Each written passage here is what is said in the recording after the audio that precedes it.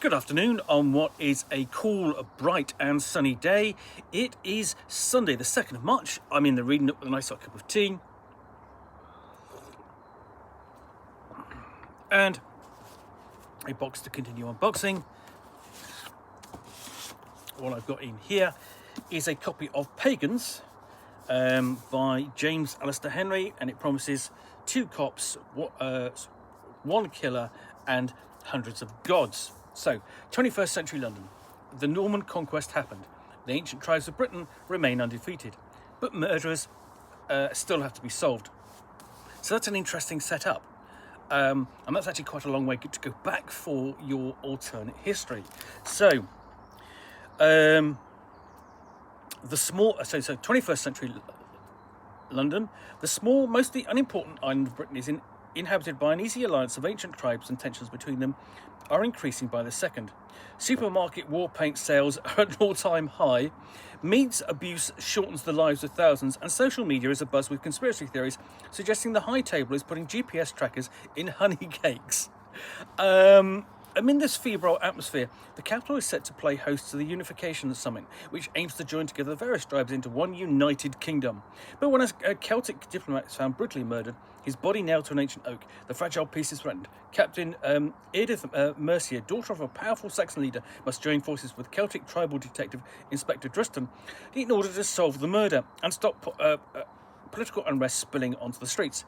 But is this an isolated incident, or are Edith and Druston facing a serial killer with a decades-old grudge? To find out, they must delve into their own murky past and tackle forces that go deeper than they could ever have imagined.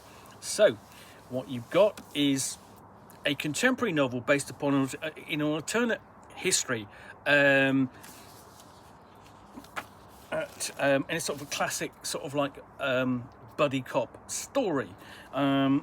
Which sounds fantastic, and I actually love the idea of sort of like of having a society which is based upon Saxon and Celtic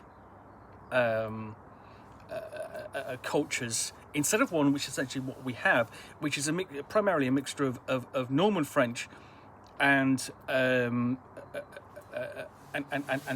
sort of like, you know, Middle European German.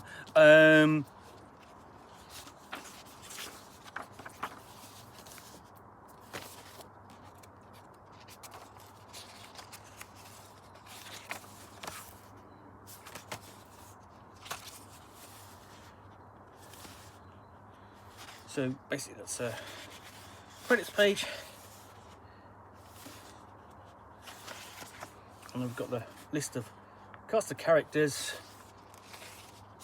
and maps of the lands. So we've actually got, interesting here is we've got Democratic Republic of Scotland, Kingdom of England, and a Kingdom of Ireland. So we don't have a United Kingdom as the blurb basically says. And then we've got a City of London, and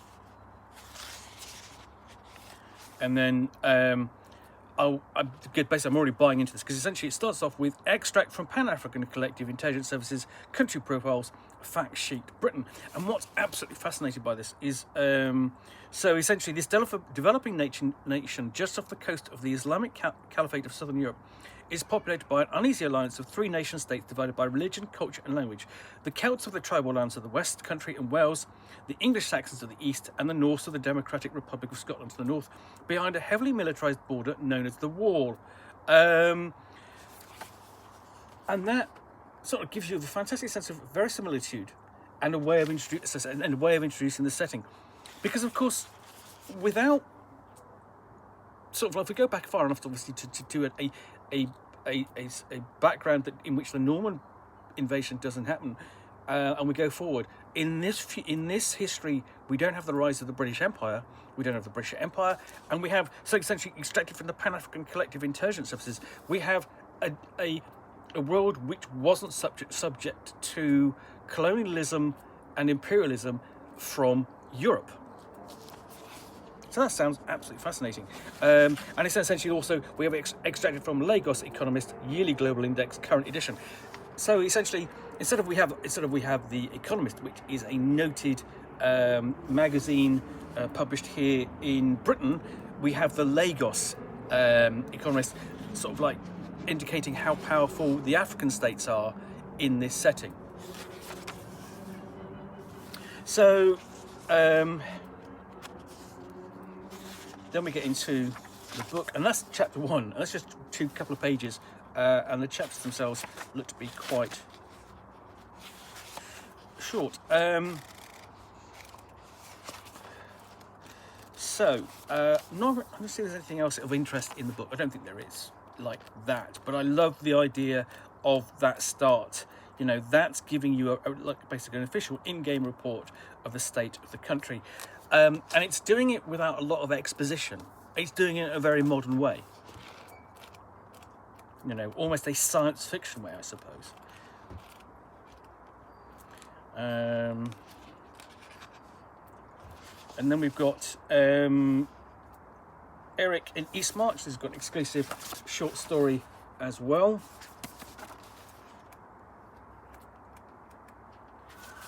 And that's quite short, but we've got a glossary here at the end. That's always useful. Acknowledgements.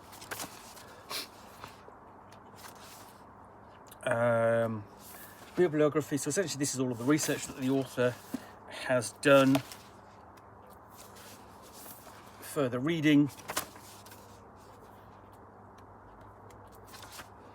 And some basic adverts for other books from the publisher as well.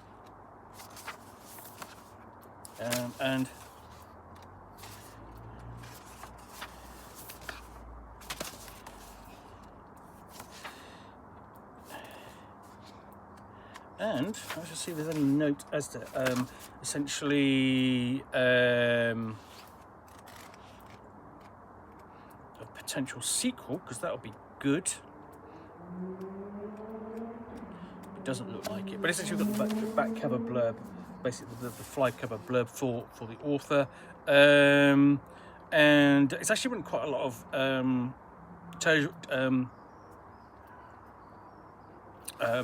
comedy. So yeah, that'll be interesting to